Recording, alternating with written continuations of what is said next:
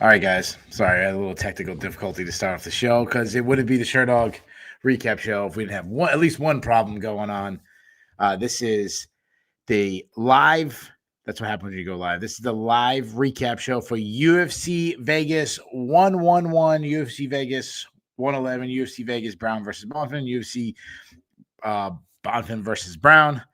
I am your host. My name is Keith Shillan. Joining me, as always, is the senior editor of Sherdog.com, the one and the only Ben Duffy. Ben, we had a card that we weren't too excited about.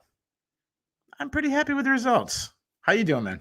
A+ card of the year. When is the last time we had a 6-fight main card over in 2 hours and 10 minutes? When is the last time we started a recap before the go live time that we plug in when we set it up in StreamYard? Like, what a way to get the weekend off to a good start. Like, oh my goodness. Yeah, that is a good point. So we had a 12-fight card, a lot of finishes. The main event went really quick, and the pacing wasn't too bad. We had a couple promos for UFC 322, which goes down in New York City next week. I'm hoping to be there live in attendance. I haven't completely booked all my travel plans yet, so maybe.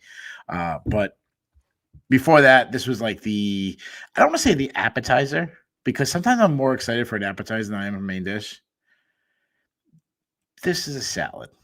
Or this is, you know what? No one likes a salad. This is a soup.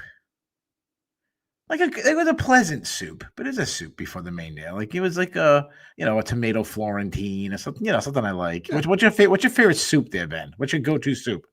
Dude, I'm Vietnamese. Like pho, like the soup is the meal sometimes. Like so I talked to the wrong guy. So you're liking this. You're a soup guy. If clam chowder counts as a soup, which I don't think it does, but sometimes I ask them, say, "Oh, we can have soup," but you have clam chowder, and they're like, "Oh yeah, we can do clam chowder as a soup." And then I'm like, "Yes." Now I'm actually excited, but that's not that. This is this was your soup. We're still waiting for next week's main course, but let's get right into it. We had 12 fights. I think it's gonna be, like I said, I think it's gonna be probably a quicker card because, as my man Jason Hartley, who's fantastic, his content, check him out on Twitter. I'm not sure what his handle is. MMA on Point is his site. Yeah. Okay. Yeah. He's one of the creators of MMA on Point. That site is awesome. And then he's a good dude. Like I've done shows with him. I haven't done anything in a long time. We just gotta get him on here one time. But he put out. He said something like, "Oh, excited to watch a card in an empty arena with no divisional relevance at all." And I'm like, yeah, that's what this was. But I feel like it hit its peak, like as good as this card could have been. Oh, I would agree with you, especially because after a couple of replays, I'm not mad at the stoppage in the main event anymore. Because you know me, like. Sure, we'll get to that in a second. Yeah. Yeah, but that's the kind of thing that ruins a card for me. So. Yeah. So the main event, Randy Brown took on Gabriel Bonfim. Bonfim winning by second round TKO. We get right into it. So the Bonfim hit Randy Brown with a knee. Randy Brown fell back. Live, when I first saw it live, I went, oh shit, he's out.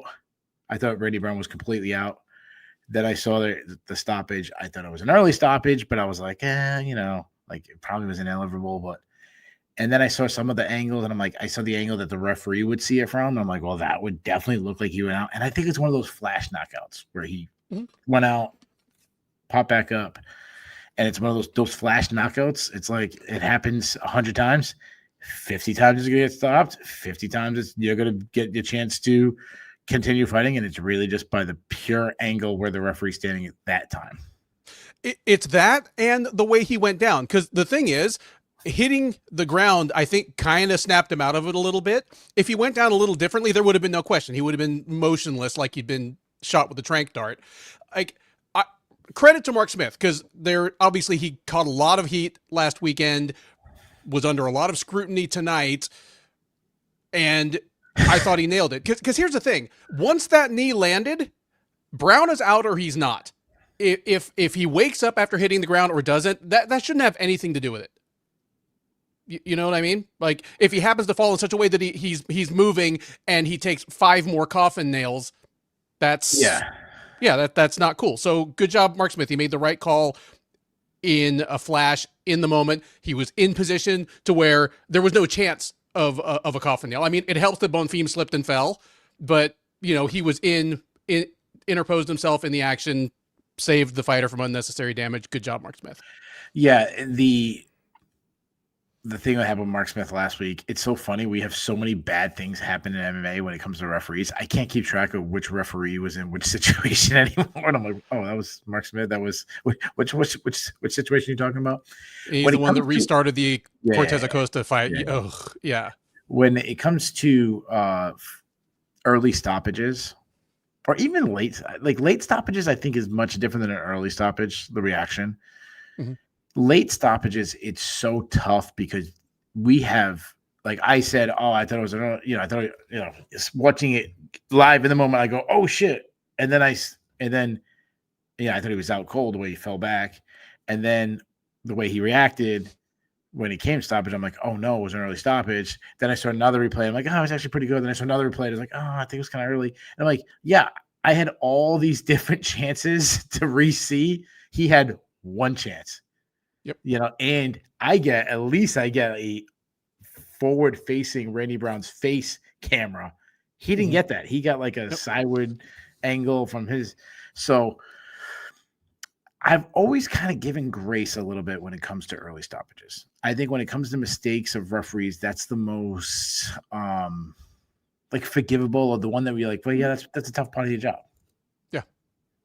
Yeah. Like this certain tough jobs in the world, and sometimes when, like, I never get really mad when a fast food person messes up my order. No, I don't go, oh, you guys want more than minimum wage, you can't even make a burger. I'm like, yeah, I ordered this burger and I asked for only ketchup, and I changed the way, and they make 2,000 a day, and the guy hit the mustard one instead of the ketchup or whatever. Yeah. But when I return it and they mess it up again, and I go, all right, God, yeah, I prayed for grace today. Let me give grace. And then the third time, then I'm like, all right, you stupid fucking idiot. This is the messed up order on fast food. This is the whatever. I asked for onion rings, you gave me fries, whatever. I asked for a Coke, you gave me a Diet Coke. Whatever. Like, that's what I feel like in early stoppages. Yeah. No, it sucks for Randy Brown. Yes. But watching this fight, it wasn't competitive. No, he was not doing well. And yeah, obviously we've seen countless fights where it starts off bad for a guy, then he makes adjustments, or a guy gasses, or whatever the reason is, and the guy comes back. So obviously Randy Brown could have been in that situation. But he didn't show anything to seem like it was going to change. No, I thought, and I even said it in the Sherdog editorial Slack as the fight was going on, because he was having such a hard time, obviously, with the leg kicks in the first round. I'm like, he has gotten better at making adjustments in between rounds. Like, watch him come out in round 2 and just lance Bonfim with a right cross like 15 seconds into the round. But no, he did not look especially better. So if it was an early stoppage, it was an early stoppage. But based on the probable impact of it, I can't get mad about it. And again, I thought the stoppage was fine. So yeah, I like with this MMA Rack said, not a bad stoppage, not a good stoppage. It's like a holding call in football, or a pass interference call. You're like, yeah, some referees gonna call that, some referees don't. Like, you can see the argument both ways. That's how I kind of feel like this. That's why I'm not really taking a hard stand.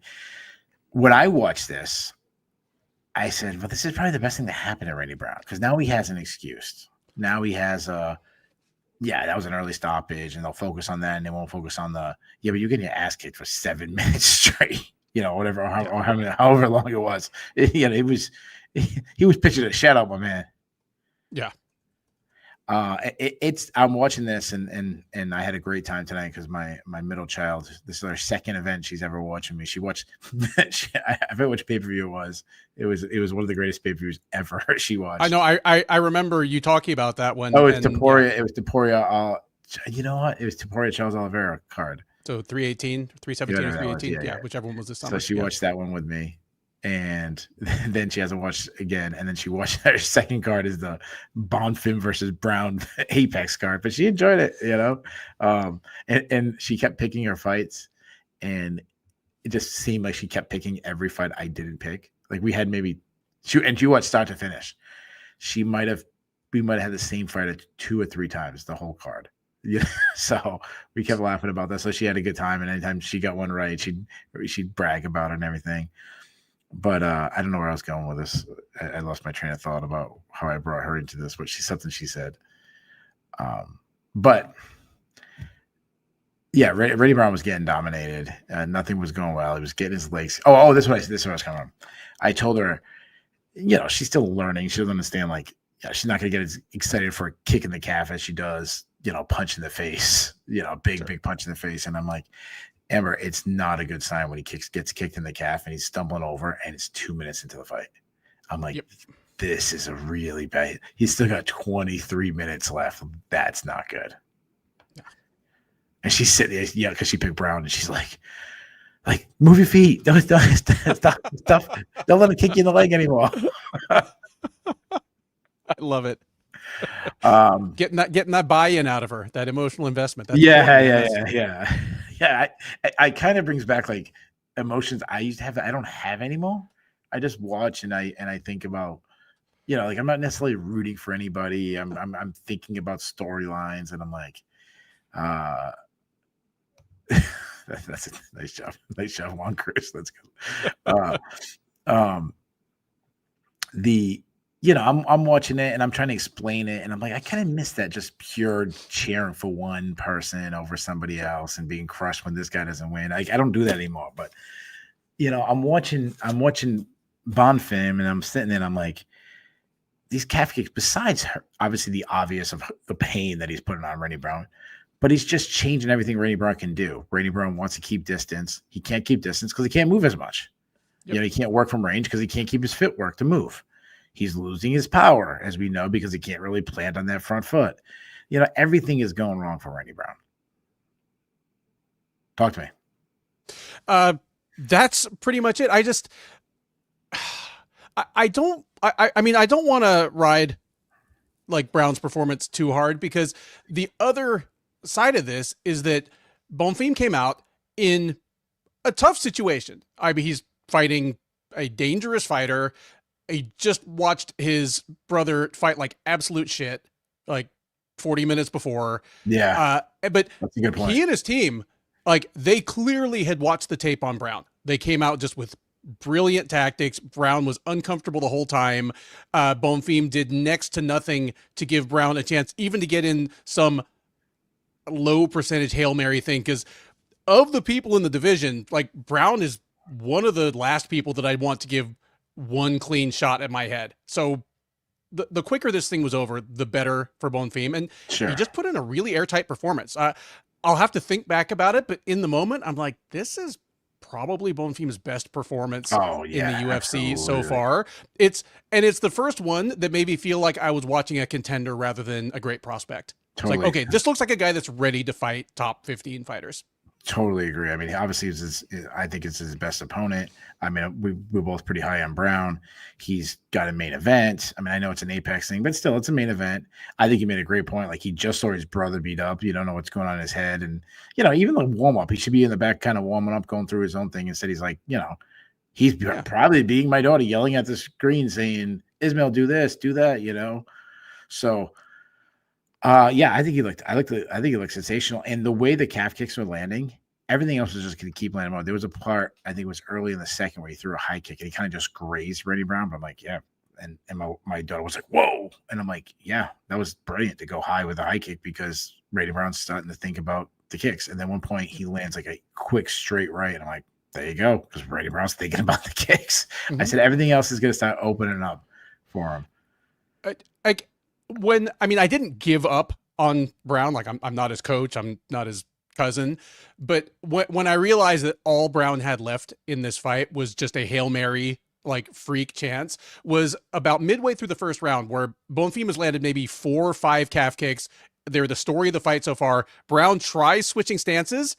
About 5 seconds later, he's like, I don't like this, and switches back. And I'm like, okay, Brown just basically checked out of this fight. And if he makes it to the end of the first round and makes some serious adjustments between rounds, maybe we get something different. But I think we just saw the turning point of the fight right there, where Brown is like, yeah, he's killing my calf, and I'm just going to leave it out there. Like, yeah, that's a good point, because he did switch stances a couple times, and right away he was just like, no, that's not going to go well for me either. Like, he's just like kicking my other leg and my defense. Which he did. Like, he threw, like, eventually, I mean, he was just like, he was hitting the pinata. He's like, I'm just going to swing this thing, and whatever I hit, I hit. Yeah. Yeah. And it's just one of those ones, like, if you were cornering Randy Brown, you just gotta be like, dude, sometimes you just gotta admit the guy who's better than you. And then that's when you throw in the tonight, like, he's better than you tonight. Yeah. Like, no, he's better than you in general. But, like, I've coached tons of sports, and, sometimes, like, my daughter's softball team pitching and they get hit around or something. You're like, yeah, sometimes the hitter just gets you. Like, sometimes the hitter, whether it's my daughter or somebody else pitching, it's just like, sometimes it's gonna be like, they're a freaking good team. Like, no excuses. They're good. They made plays, we didn't. And that was kind of what was going on with Randy Brown and Bonfim. One thing you mentioned is that he's a contender. And I agree. Like, he definitely showed he's ready for top 15 guy. Like, he called out Colby Covington, which is like, I understand why. He's still in the rankings, and he's the easiest win at this point. And I wouldn't be surprised if we ever see Colby fight again. There's nobody in the top 15 I give Colby a freaking prayer against right now. Right. And the names that Colby would accept a fight with, and the names that are actually appropriate to match him up with at this point, there's no overlap. So I think you might be right there. That's right. Yeah. Like, there's nobody in the division that's still a name that there's no Tyron Woodley anymore, where it's a name. Gilbert Burns is a name. He could win. I mean, like, I guess the only person, and we're kind of going off the track with this, would be Stephen Thompson, where it's like a name, and Colby would be that'd be so weird. Yeah, Colby, the only person in the world that would, like, find some way of, like, talking shit to Stephen Thompson. I mean, this church-going, crew-cut guy from South Carolina, he'd have a hard time finding ignorant shit to say about Stephen Thompson. No, honestly, he probably would. He'd probably attack Christianity. He'd probably attack, always volunteering. I'm going to be Colby for a second. By no means do I mean this. What, someone just got to cut me saying this, but, Stephen Thompson, you're driving that bus. What are you doing with those kids on this bus? You freaking pervert, some shit. You know what I mean? Like, you always want to spend all your time with little kids, huh? Like, that's something that, like, Colby would say. Again, no evidence for Stephen Thompson doing any of that stuff. No, I think I don't know Stephen Thompson personally, but he seems like the best freaking dude. Yeah. Speaking of which, let me tell you a quick story. So, his best freaking dude, because this guy, Stephen Thompson, reminds me of. So my daughter has got a new hitting coach, and he played for the Mets. But the coolest thing is, when he played for the Mets during his minor league run, his teammate, do you remember when Tim Tebow played baseball? I am not remembering this at all. You don't remember when Tim Tebow played baseball for a little bit? Well, he did, and he played for the Mets. And he was in the minor leagues, and it was very short. But he was telling me stories about Tim Tebow, and he was just saying, like, the legit, like, as legit as you could imagine. Like, he's the guy you see on TV is the guy you see all the time. And I'm like, that's cool. And that's probably, I'm hoping people say that about Stephen Thompson. Well, back to this one. So the reason why we talk about, like, how great the division is, I was just writing down names. Besides the main event next week, Jack Della Maddalena, Islam Makhachev, 2 studs. Yeah. Where do you think this guy rates? And I'm gonna, like, I'm grasping at straws to things I'll talk about, but I got 7 names. Okay. They're simply just me going down a list that I saw. There's no rhyme or reason in the order. Shavkat. Are you asking me whether he should be ranked ahead of them or whether I think he beat them? Nope. Give me a number. Okay. Is he in this cat? Is he on this level? Okay. Shavkat, Brady, Prates, Ian Gary, Michael Morales, Fakhretdinov, Joel Joel Everest. And the reason why I wrote these 7 guys Mhm. is they're the newer guys in the division, not necessarily by age. I know Facardino's older and everything, but I mean the guys. They're not the same guys we've been seeing at the top. Not your Kamaru Usman, your Leon Edwards. That's why Bilal Muhammad. The guys who've already risen. These are the guys that are like phone calls are coming for soon. And I threw Joel Alvarez in there just because he's good and I know he's new in the division. How about this? I don't want you to like pick. I don't want you to pick, but so I got you 8 names. So those 7 Mhm. and Bonfim. Give me tiers. And you know the tiers can be as big as you want. Give me tiers. Bonfim is for me almost dead center of that. Like people I would put ahead of him right now based either on already having accomplished more or just me thinking they'd probably beat him are like Shavkat and Gary. And those are both competitive. I don't think either of those guys blows him out of the water. Okay, so Shavkat and Gary at the top. Yeah. Okay. You don't have Brady in that tier? I think Brady, and Morales are kind of the next tier right there. And again, I'm Brady Morales fighting this week. That's a great fight. Yeah. That is a great fight. And interesting, like I wasn't gonna speculate on whether he'd beat fighter A, fighter B. Sure. Yeah. But I mean, style matchups are going to come into that so much. Like Brady and Morales are about as different as you can get stylistically in the top 15 at welterweight right now. But yeah, I kind of put him in with those guys. Yeah, the only thing I think I have the same tier. The only thing I would change, I think I would put Brady and Morales on the top tier. I'd put them in the same with Shavkat and Gary, and then I would have Brady and Morales. Honestly, I still might put Prates in that tier. I would have Bonfim the next tier down with the potential to move up to the like I wouldn't be surprised if he moves up to the tier of Sean Brady and those guys. And then I would probably have a tier below Fakhretdinov and Joel Alvarez. More of they haven't really beaten anybody for me to really get super excited on. I mean, I know people could say that about Bonfim, but I think beating Randy Brown tonight, and not just beating him, but the way he beat him, he showed, like you said, that he's a contender. He showed he's an upper echelon division guy. The way he beat Brown, because again, I just said with the people you just named, specific style matchups are going to come into it a lot because you've got a really kind of talented fighters that are really diverse in terms of their skills and their approach. But seeing Bonfim come in with such a good game plan for Randy Brown and to follow it in such an airtight manner makes me feel better about his chances against any of them. Like, Morales, as close to a pure striker as you're going to find in the top 15 right now. I feel better about him, Yeah, and I'm just looking at this division. I'm like, holy shit, how good is this division? And we didn't mention the 2 top guys, Della Maddalena and Makhachev. Throw them in there, and then obviously, if Leon Edwards has anything left, if he can beat Prates, obviously he beats Prates, he's right back in the mix. Bilal Muhammad, and you probably go further and further down the list if you want. So we both believe. I mean, the guy's 28 years old. He's 18-1 in his career. He's 6-1 in the UFC. Obviously, people bring up that Dalby fight, but like Dalby is such a tricky guy, and like Dalby's the guy that gives you that first bad loss on your record. Mm-hmm. Yeah, like, you know what I mean? Like Dalby he's the spoiler. He's the test. Yeah, and then I mentioned guys having anything left. I forgot Kamaru Usman's now back at welterweight. Buckley's a guy that's still in the mix.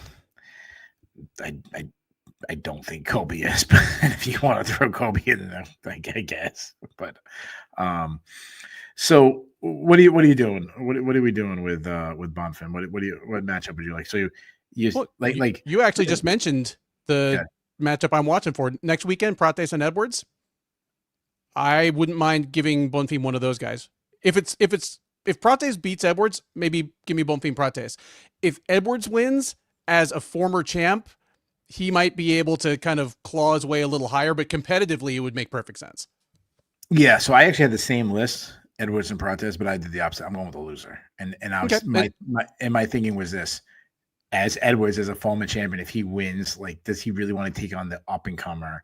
Right. And then on the flip side, if you're Protez and you just beat the former champion, why do I want to take on the prospect? I just beat the former champion. I want to be fighting in a number one contender matchup, or I want to be maybe get the call for a title shot, which I don't think he will, but that's kind of how I kind of view this.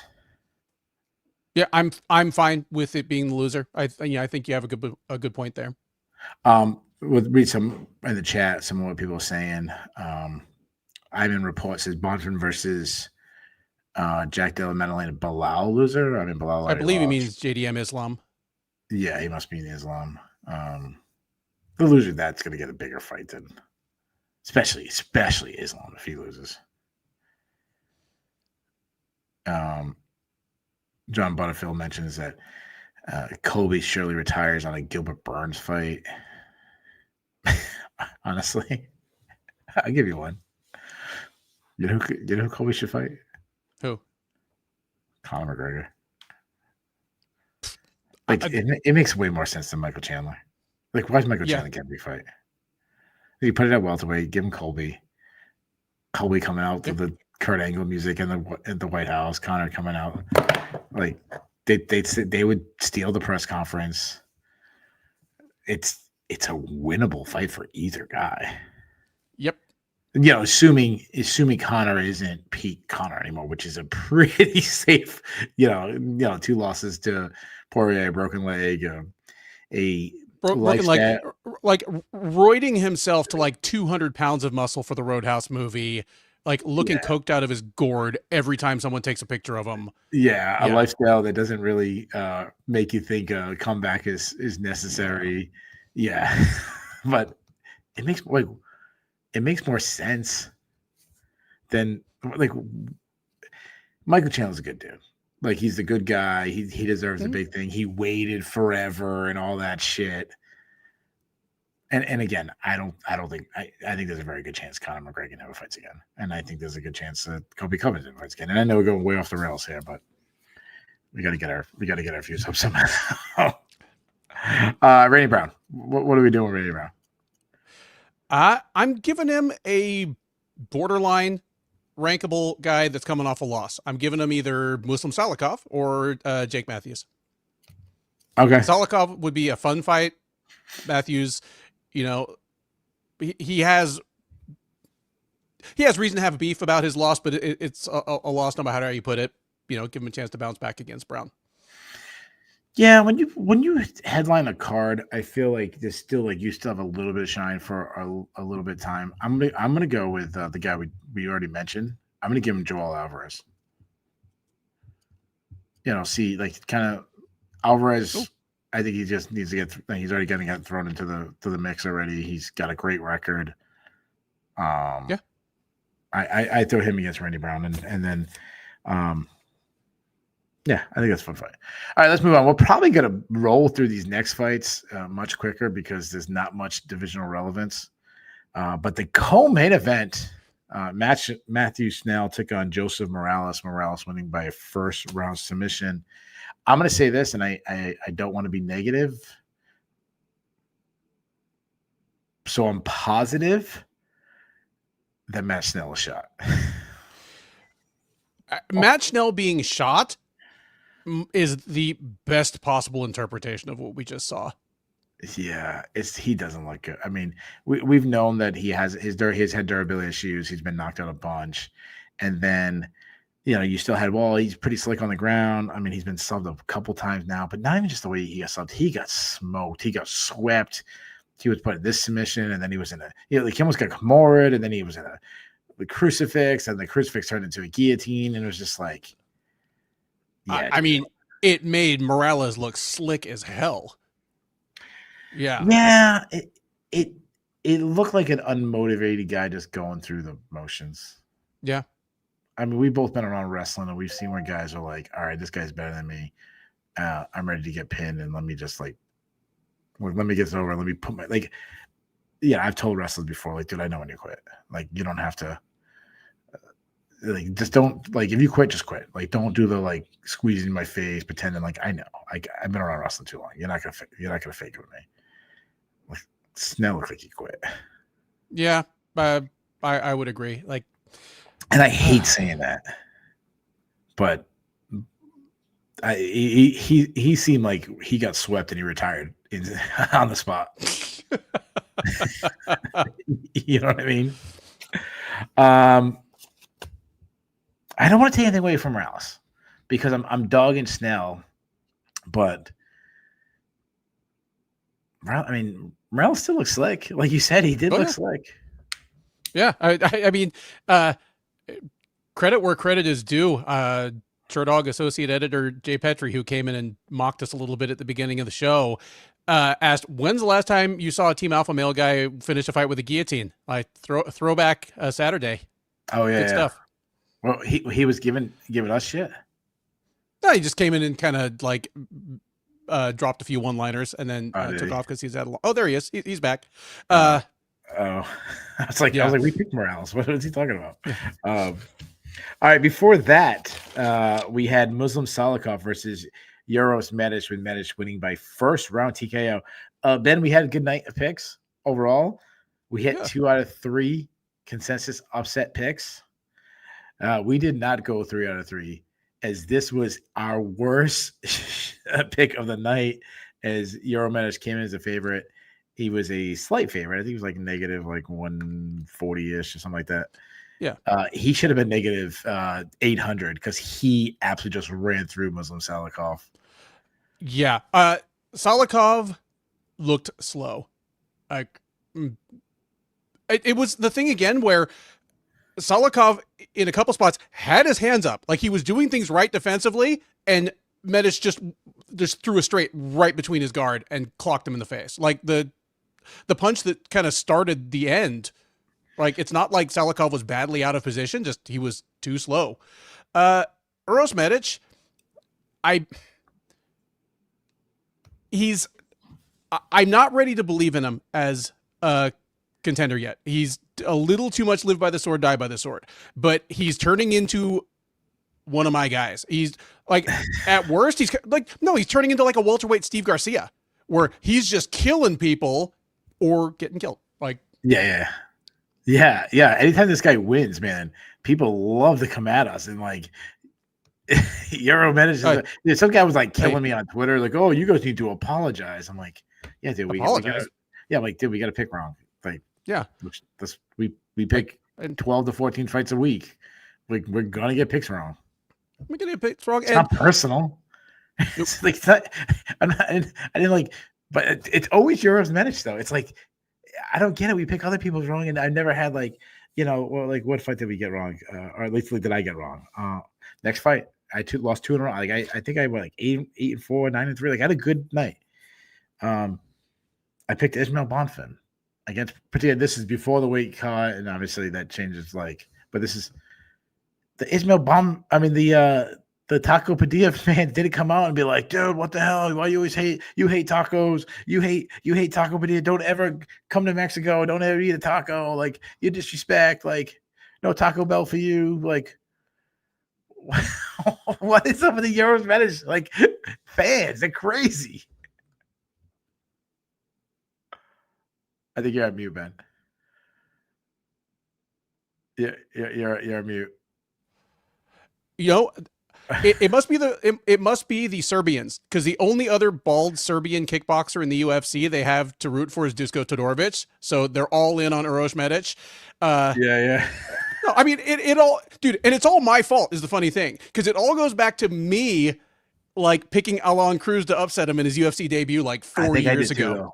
I think I did too, and yeah, the Euros Medic fans, hey, you know what? I might just stop picking against this guy all the time now, just because this is friggin' let them come after us. Dude, they're gonna like, I'm gonna like come out of like Walmart one day, and I'm just gonna be like, it's gonna like be like 2 guys in a suit following me to like my car and shit. Like, we could grab me by my, like, they just like rush me into like a friggin' car, and they're gonna talk to me. Some guy smoking a cigar. Want to talk to me about the disrespect? You're gonna get black bagged by the Alaskan MMA mafia. It wasn't a great. It was a good night for the Bonfim family. It wasn't a great night, as Ismail Bonfim took on Chris Taco Padilla, a fan favorite Taco Padilla. They got the biggest cheer from the crowd tonight, all 23 of them, as Taco Padilla won by second round TKO. I must mention before we get into the actual action, Bonfim missed weight by 5 pounds. That's bad. Like what if the you fuck? name yourself Taco, you can't miss weight. So good on Chris Padilla for just being the Chris Padilla, if he gets on like a pay-per-view card and they do like a ceremonial weigh, it's like that guy's got to walk in eating like friggin' a taco or some shit. Like he has to do that, especially when if his opponent misses weight. Oh my goodness. Yes. Padilla's. We'll start with the good. Padilla's good. He's 4-0 in the UFC. I saw this guy fight my man Nate Andrews. God, I don't know, 2018 or something. I don't know when it was, a long time ago. Nate Andrews is a guy that I actually grew up with. I've known him. I'm a couple years old, but we went to elementary school together. I've known him that long. He's a great dude. Super. I'll tell you right now, he's not the guy I expected to become a successful, somewhat successful MMA fighter, because he wasn't the top pick and kickball. He wasn't the great athlete. He wasn't that guy. He just worked his ass off and did well. I remember Nate Andrews, and I'm not dissing my boy. I love Nate. Nate beating Taco Padilla. If you told me that guy, fast forward 5, 7, whatever, how many years later, that guy would be 4-0 in the UFC, I would be like, get the fuck out of here. 4-0 in the UFC, and not a whole lot of smoke and mirrors to it. Like, I'm bracing to hear that something was wrong with Ismail Bonfim in camp, whatever. Like, I'm not interested in taking anything away from Padilla, because here's the thing. He's followed such a logical progression. Like, the first two guys he fought in the UFC, Jan Top and Rong Zhu were just kind of lower level guys. Getting a close win over Jai Herbert is legit. And I mean, whatever we may hear about Bonfim, like, he is a young, talented guy with like serious offensive gifts at least, and Padilla destroyed him. Like, yeah, Bonfim looked like a front runner. He hit a wall and you talked about Matt Schnell kind of checking out. Dude, Ismail Bonfim, the last 40 seconds of that fight was just clearly like, please, somebody hit me 3 times in a row so the ref can stop this shit. Yeah, he got hit with a knee to the body that completely changed the entire fight, and he was just like, and that will do it. But also, there, as you mentioned, you said front run. This seems like there's a lot of front run, because when things were going well and then things went bad for him, and it was just like, all right, I'm out of here. Like,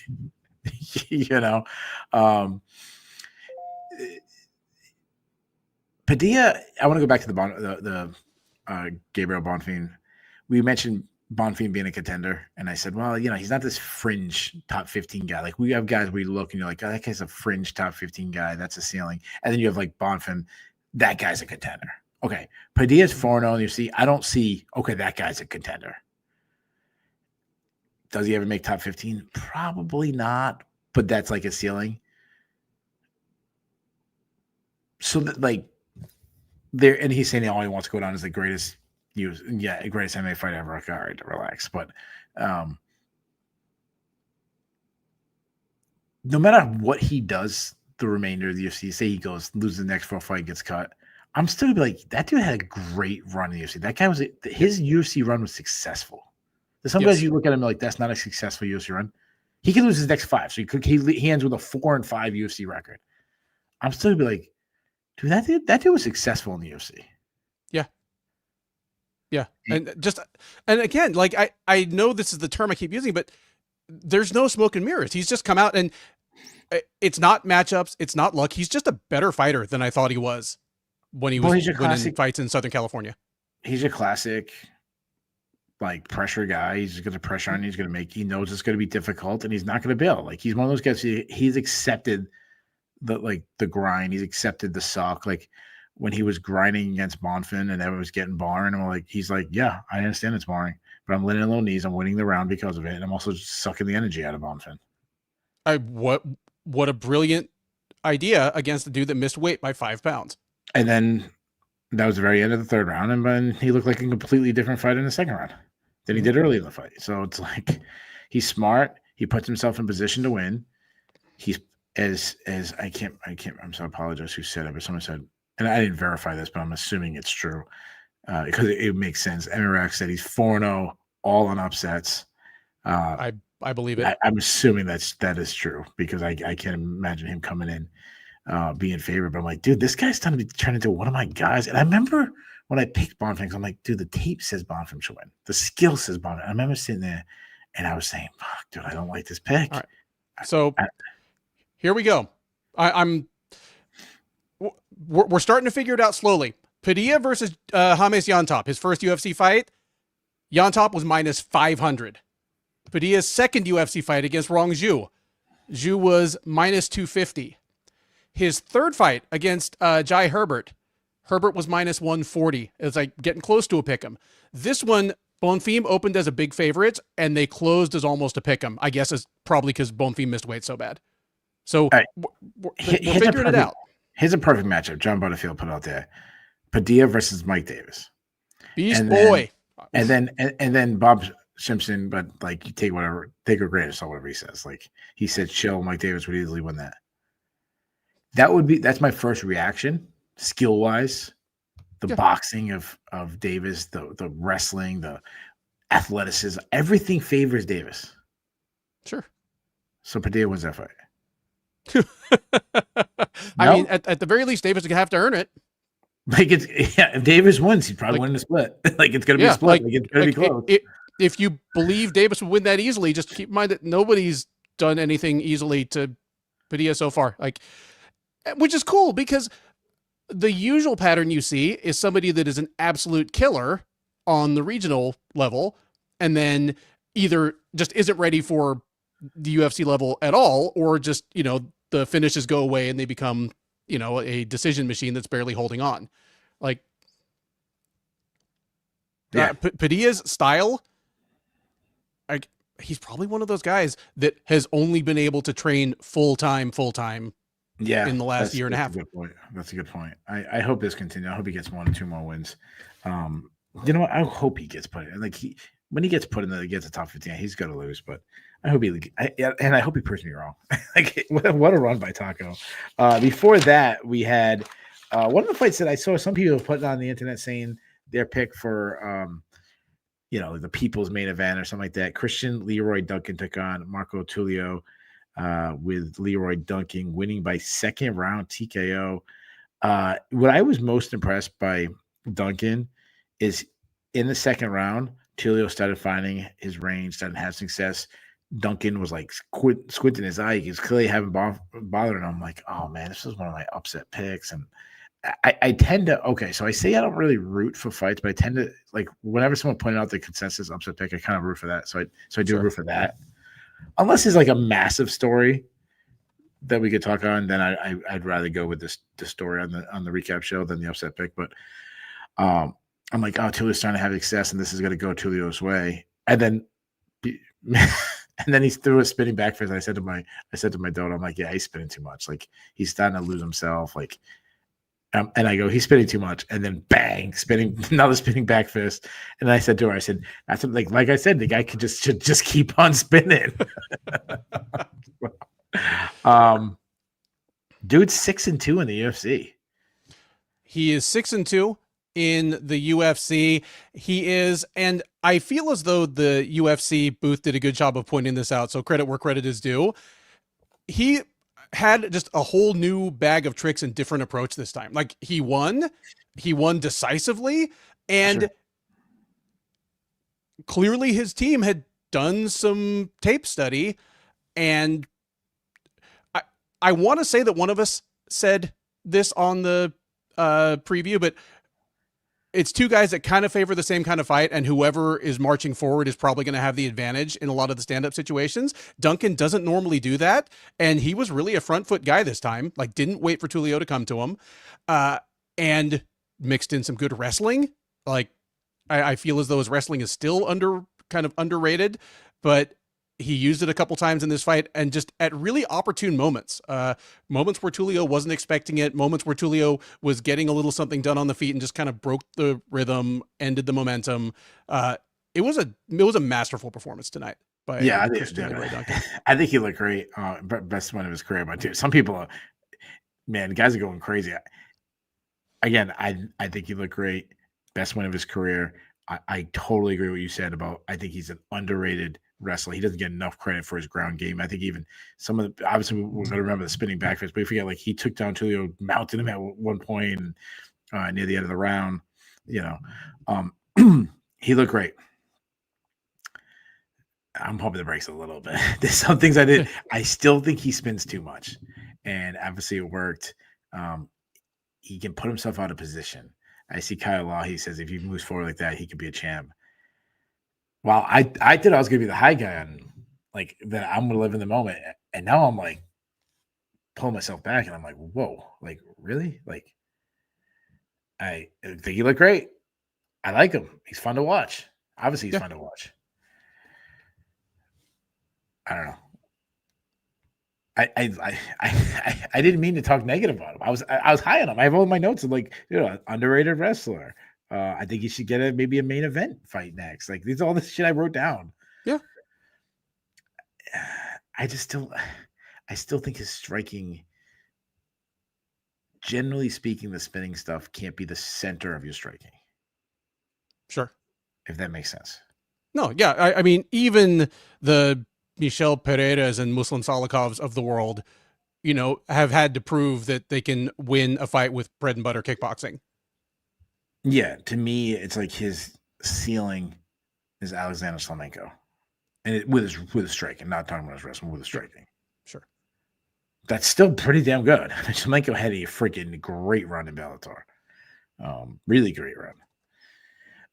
What do you want to do next with Duncan? Well, you mentioned that you wouldn't mind seeing him get a main event. Both of the names I have for him would be suitable main event, like fight night main event foes. I'm looking at. I'm going to guess we have the same name. I'm going to guess. I have two. I've got one that's more of a competitive call, one that's more of a name value call. The competitive call would be Ikram Alaskarov. Okay.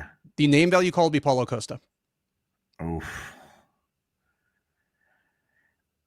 Both sound like really fun fights to me. I feel like he doesn't have enough personality to be on like a pay-per-view, like a press. Obviously, I'm not calling from the headline of pay-per-view, but like a press conference where Paul Costa has such personality. Yeah, I wouldn't do that. So I disagree. I went with a fight night main event. I was giving Joe Pyfer. I don't hate that at all. Because I feel like Pyfer could talk it and make it a little more entertaining. But yeah, he looked at. I mean, if they give him Paulo Costa, like that's a bigger name, but that's probably an easier win. Even though Paulo Costa looked great in his last fight, so yeah, he did. So maybe not. He surprised me. So, before that, Haider Emil took on Jamal Emmers. I was watching this fight early, and this is one of the ones I got wrong. But I was saying to my daughter, I was talking about pressure, and Padilla is the perfect example of like pressure breaking somebody. And I'm watching Haider Emil, and I'm saying to her, she's like, she's feeling good because she picked Emmers. And I'm like, yeah, this ain't looking good. She's like, yeah, well, I guess when I'm like, no, he's not. Like, Haider Emil's, the pressure's getting to him. Like, he's like, it's gonna end up bad. And then I looked like I knew nothing I was talking about because the pressure tired Emil out, and Emmers made some adjustments, and honestly had one of the best performances of his career. Completely agreed. The fact that Emil stepped up on short notice has to count for something, but it wasn't super short. Wasn't it? It wasn't super short. I mean, It was like 3 weeks. And he's not a huge like featherweight. I mean, like look at him compared to Emmers, but I don't want to chalk it all up to that because my gut feeling is Emmers would have beaten any version of Haider Emil tonight, and I think Emil is actually a pretty solid featherweight. So yeah, great performance by Jamal Emmers. Yeah, and why I think it was such a great performance is I've seen guy after guy after guy get pressured like this, have a guy keep getting inside and landing power shots, and then they're gonna fold or they're just gonna start losing the exchanges, and they might make it to a decision, but the last 2 rounds are gonna go with their opponent.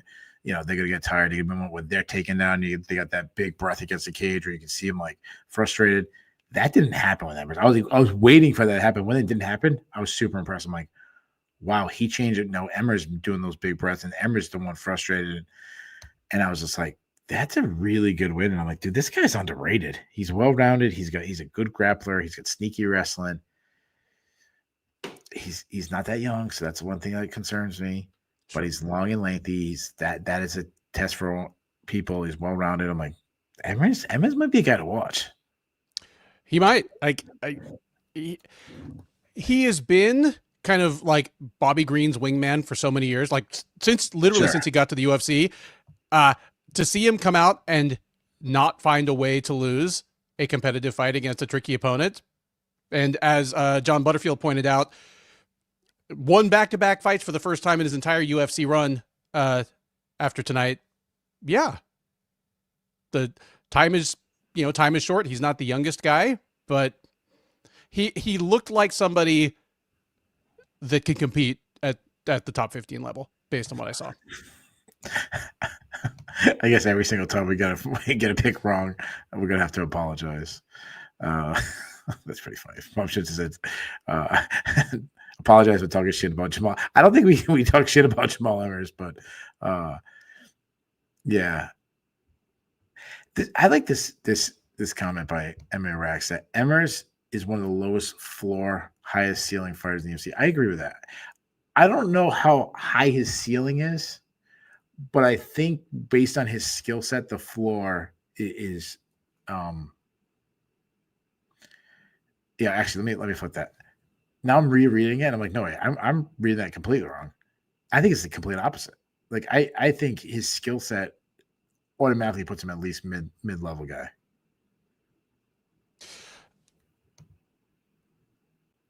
I'm getting knocked out by Nate Landwehr was concerning. Aside from that, his other UFC losses were all to really good fighters. Yeah. And were competitive in at least some cases. Like, fighting very competitively in basically a pure striking battle with Giga Chikadze is pretty impressive. Yeah, no, he looks good. I'm pretty high on Emmers. So, all right, guys, this is the time, my favorite part of the show. This time where we take a break from talking fights and we talk about the more important stuff. We talk about the everyday life, the fun stuff. This is the part where it's called the Know Your Host. Ben, last week's was very popular. I had people reach out to me this week saying, "Hey, that was my favorite Know Your Host when I was just rapid fire giving you questions."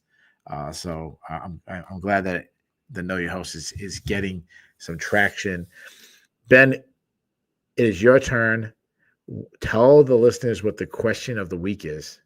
Well, I mean, in honor of the much awaited return of Stranger Things, the topic tonight is stuff that scared the shit out of you when you were a little kid. I want to hear something that scared or disturbed you or gave you nightmares when you were a kid, whether it's something that you look back and laugh at now or like still freaks you out now. Like, yeah. Yeah. So that's funny. I never watched Stranger Things. I think all three of my kids have watched it, but even my son, and he said that he's still young. Well, this was a couple years ago. I'm like, you should be watching it. He's like, no, Dad, it's not scary. I'm like, okay. I'll tell you a quick funny story. When I was like, I don't know, 6, people would talk about Jason and Freddy, and I never watched those movies. I was 6, I was 7. But I remember Freddy, with the nails, and like Freddy scared the shit out of me. And I'd go to bed at like nighttime and somehow I'd think about Freddy and I'd be scared, and but I remember always thinking, like, if I closed my eyes, then maybe he'd think I was dead and he wouldn't kill me. Then fast forward like 10 years later, when I'm like, I don't know, 15, 16, 18, I don't know how old I am, but I finally watched one of the Freddy movies. And the whole concept of the movie is that he kills you when you fall asleep. So I'm like, my game plan was completely backwards. Pretend I fall asleep, and then when I fall asleep, things that have scared me. Can I give you some stupid things? Like things that aren't scary, but when you're like, of course. That's what I wanted. Yeah, yeah. Because dude, when you're 8, like, yeah, are you scared of ghosts? Yeah, I probably scared of ghosts. I was probably scared of whatever. But speaking of ghosts, I think that absolutely scared the shit out of me. That gave me nightmares. Or not nightmares, but like when you're at nighttime and it's dark and you hear a creak or something. I watched the movie Ghost with Whoopi Goldberg and Patrick Swayze and Demi Demi Moore and all Moore, that. sure. Yeah. Okay. Remember the guys that carried, if you died and you were bad. Oh, the ones that came dragged your soul away if you were evil. Oh, so I don't know if I made it to those guys. So they didn't scare me, which they would have. I watched the movie when I was a little kid. Why my parents? Because it wasn't a scary movie. My parents let me watch it. I was like 8 when it came out. Do you remember the ghost guy that taught him how to hit things? Like kick a can and shit? Yeah. Okay. Do you remember that guy? Do you Yeah. remember when Patrick Swayze, spoiler if you've never seen the movie, it's a pretty decent flick. It's outdated. The graphics and everything's outdated, but when that ghost guy gets mad at him at the train and he starts yelling and he's hitting things and shit, or he yells at him and he's like, "Get off my train." I was terrified of that guy. He was like, whoever that actor is, he's like ugly and weird looking. And so when I was 8 years old, I was terrified of like I don't know, mean, but then nice, then mean again, ghost. So that was one thing. Can I give you another one? Please. I give you another thing that scares me. Scares me as an adult. So I'm not scared of heights. I can go on a plane. I've ridden helicopters with the doors open when I was in the Army.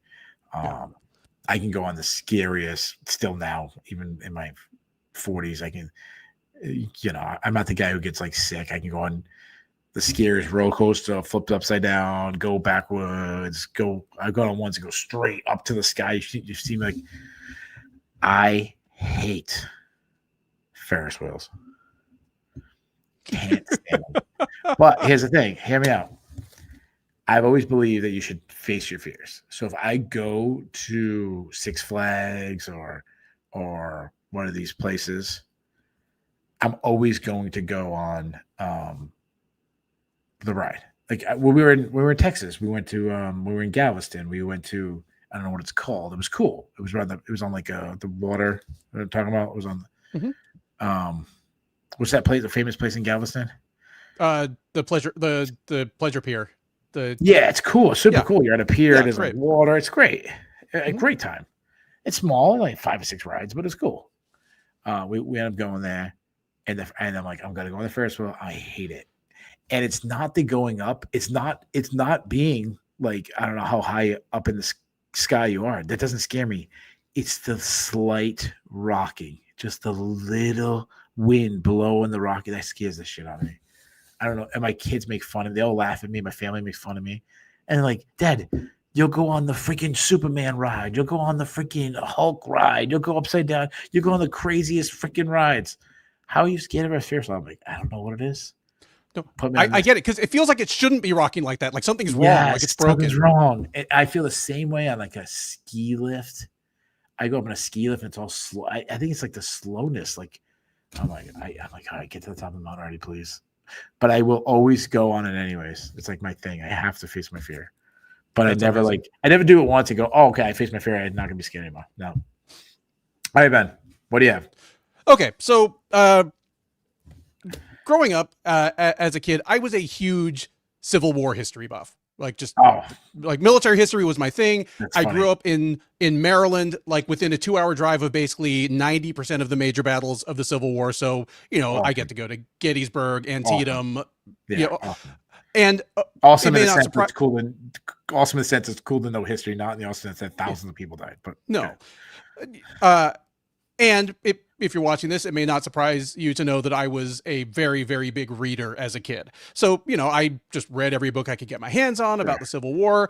And when I was probably 4th grade, 9 years old, I got one that had a whole chapter about Andersonville, which was the Confederate prisoner of war camp for captured Union soldiers. Sure. It was hell on earth. Like over a quarter of the prisoners there died mostly of starvation or disease. And there was a picture in this. Sorry, that's the Confederates holding the Union soldiers? Yeah, Confederates holding Union, Union prisoners of war. It just complete hell on earth. And there was a picture in this book of somebody that got rescued when Andersonville was liberated in 1865. And the guy was alive, but just skeletal, this end stage starvation. Sure. And he was completely naked. And either when it was printed at the time in like 1865 newspapers, or when it was printed in a book to go in elementary school libraries, they had blurred out his crotch, and they did it with old technology. So it just looked like his crotch was like smooth, like a Ken doll. And at 9 years old, I thought either in the prisoner of war camp, they'd like cut his junk off, or like, yeah. But for some reason, like, I look at it now and I can still see him in my head. Just this like zombie looking skeletal drawn dude with like nothing between his legs. And like, I'm going to sleep with the lights on tonight. Yeah, I get it though. Cause doesn't he like those Southern Democrats still cut off people's dicks now? Right? Sorry. That was a good joke. That was a good joke. Sorry. Exactly. I thought they had just like a little cigar cutter, like guillotine. So it's funny that you love history, because I love history too. Like I love watching. My kids make fun of me. Like I have an ongoing joke about watching documentary. This week I've been off from work. I had a long story short. I have a lot of time from work I have to use up because I'm well over my time. And I started watching a documentary. I've watched like 8 documentaries this week.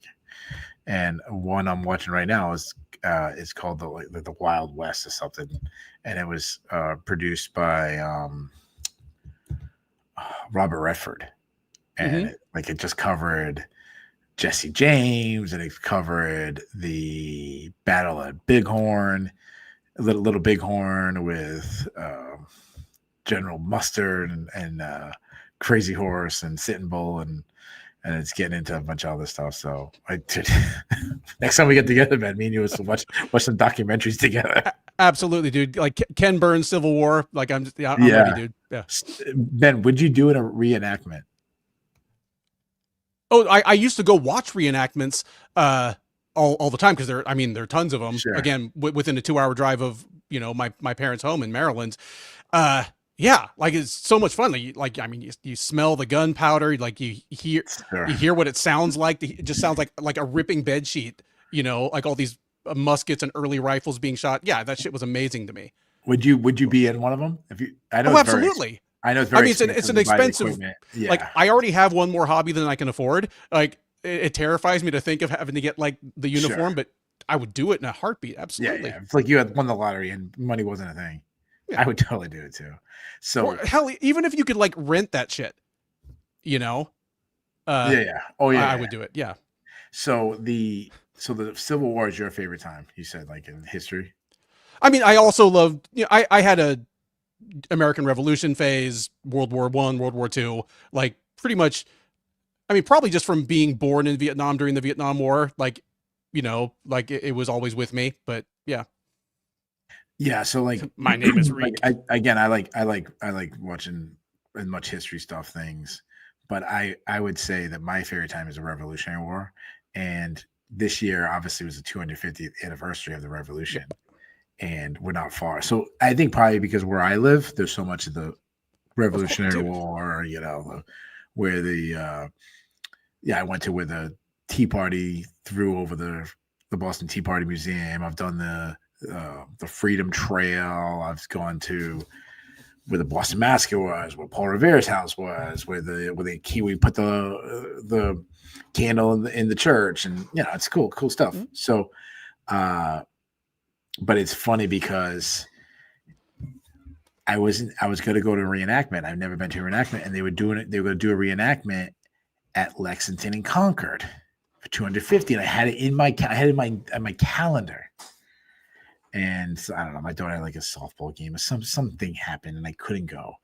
And I was just like, it was like an ongoing joke with my family. Like, I've been waiting 250 years for this. So then they did a reenactment for Bunker Hill. And once again, a softball or Sherdog or some shit, and I couldn't go. And again, I was saying, I'm waiting 250 years. I can't go.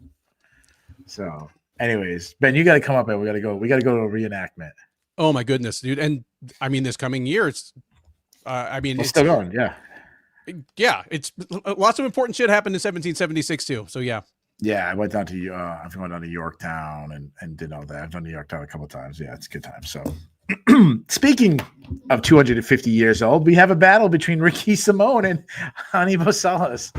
And And like Bunker Hill, it was a hell of a fight as Ricky Simone lost to our boy Hani Barcelos by unanimous decision.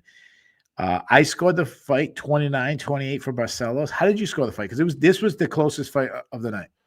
Yeah, I scored it 29-28 for Barcelos as well, but the first round was really close. Like yeah, like if I rewatched it, I might give him that round as well. But I scored it for Simone in the moment. Yeah, I scored Simone the first round, and I gave Barcelos the second and the third. So that's how you had it too.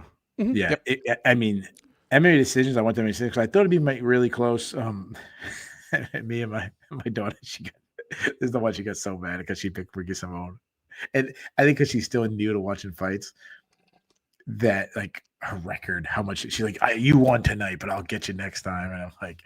Yeah, right. Like, it's okay if you pick one wrong. Like I've picked thousands of fights wrong. Yeah. But she's like, "What? How did he lose? He won that last round," and she's like all fired up. And but MMA decisions had it 7-1 for Barcelos. So I thought it was gonna be closer than that. I thought maybe it was gonna be 50-50, but great fight, really really great fight. To me, we both kind of said that recently. I kind of left these guys for dead. Somewhat recently. Mm-hmm. In the last couple of fights, they've shown some life, and I think they did again tonight. I mean, they both showed their gamers. Agreed. Barcelos has a new lease on life. He has got to be just physically one of the hardest dudes in UFC history. Like when I see Barcelos fight, just like kind of his physicality, how other fighters react to fighting him, it reminds me of something that Glover Teixeira said within the last year or two. He's like, when you spar with Alex Pereira, if you don't hit him just perfectly right and perfectly square, it hurts you worse than it hurts him. Sure. Yeah, like, I feel like Barcelos probably has some of that to him. He just seems like he is made out of just like rocks and like shoe leather. Yeah. He is a hard dude. Yeah. That he looks like he would have been made for the Civil War, Oh yeah. And so yeah, the thing that stood out to me was like why I leaned Barcelos in the close rounds, because like at the end of the round, I sat there and I go, all right, what stood out to me? And it was the two things that kept standing out to me was Barcelos's right hand and his right uppercut. Those are the two things to me were the cleanest things of the rounds. I want to point out something that SOS Rampage 3 ZZ guys. Can someone just have their name be like Steve and Joe? SOS Rampage 3ZZ said, close, fun fight, but Simone's wrestling is definitely shot, like you said on the preview. Yeah, I agree. Like he can't wrestle, and it's just that wrestling is just something extremely tough to do as you get older. But I feel like it's like a graph. Like his wrestling was here, his striking was here, and now it's kind of switch where like he might have declined a big deal in his wrestling. He's improved over the years, and his output and his cardio is still so good that he can still be competitive because of it. So even though he lost tonight, like I'm not putting an arrow or anything down on someone. Like I actually won't feel better about picking him moving forward because of how competitive it was. Yeah, it's one of those fights that I don't feel as though either guy takes much of a step back because they both fought pretty well. Yeah. I feel better about Simone in his next fight, whoever it's against, than I did coming into this. Honey, Stonewall by Barcelos. Nice there you job. go. Nice job. Barcelos is a guy, like obviously he's a guy we know the jokes about Barcelos. If you're a long time listener to the show, you know the jokes, but Barcelos is definitely in our like category of guys that we love. Oh yeah. He'll never reach a title. I mean, it's pretty safe to say at his age he'll never. And to me, he's a historically underrated guy. Kind of viewed as a mid-tier guy, and I'm like, he really shouldn't have been a mid-tier guy. I feel like he was a borderline top 15 guy that never got that recognition. Mm-hmm. Never got to headline like a fight night. If he was ranked 13th, he could have headlined 13th guy going against the 12th guy headline a fight night. Like that's gonna be sad. To me, that's sad. Like he missed those things, and he was that good. Yeah, I agree. Like he's Like one a of the couple more years underrated ago. guys in his weight range of his Yeah. era.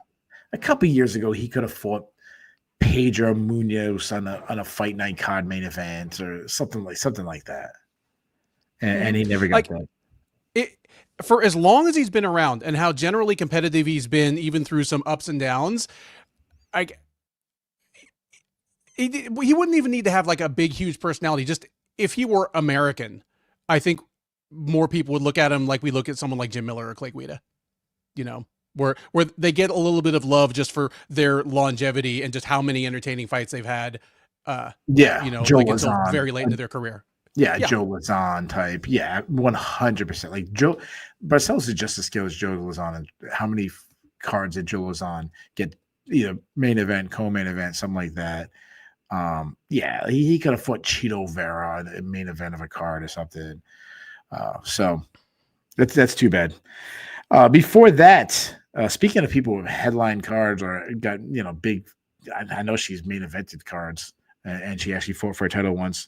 Mayra Bueno Silva took on Jacqueline Cavalcanti in a fight that we kind of said was a passing of the torch fight, and that's just what it seemed like. I mean, it was the skill set. It was a big disparity, and honestly, I think Cavalcanti could have got a finish, but she didn't have to. She just played it safe, worked from the outside, jab to the body, jab, throw some straights. Didn't never really put herself too much danger. She didn't really need to. she didn't need to. Yeah, it's Mayra Bueno Silva looked terrible tonight. Like she didn't have much for Cavalcanti. You're right. Like Cavalcanti never really stepped on the gas, but Silva, because of what she has to do in order to win fights, basically just kept walking forward and running into her fists. Which, I mean, credit to her. She had to do that because Bueno Silva is used to kind of being the bully that just marches forward, walks through a couple of punches, gets her hands on the other woman. When she is facing someone who is physically larger than her, she really, really looks terrible. I mean, we already knew she would hit her ceiling against people that were about her same size and she just couldn't push around, like the Pennington thing. But now you look at her versus Macy Chasson, you look at her against Cavalcanti, just someone who's physically bigger than her. She just literally has nothing for them. Yeah, and another thing, like watching this fight, I agree with you. Like she was just walking into the long range. This fight reminded me a lot of Emmers versus Emil. If Emil couldn't close the distance in the first round, like that's her problem. Is she can't do what Emil did, where Emil. And again, I'm not talking about the second and third round where Emmers was taking him down. I'm talking about the first round. Like if Emil had no ability to get inside. But Emil has fast feet and hits really hard, so he's able to kind of pop into range. Exactly. Bueno Silva is slow on her feet and has no. Slow. Good call. Yes. So slow. Juan Cruz says she was cooked. She was. I mean, her peak was very short lived. You know, her rise to the top was very short lived, and Cavalcanti's 5-0 in the UFC now. Do you believe in her? Believe as in like what Bueno Silva was like, could fight for the title one day. I absolutely believe that. I'll say this. I believe Jacqueline Cavalcanti is going to fight for a title within the next 12 to 15 months. Okay, second follow-up question. Is that simply because of the division is so shallow and it's the easiest division? Or is it like if she was a flyweight, would you believe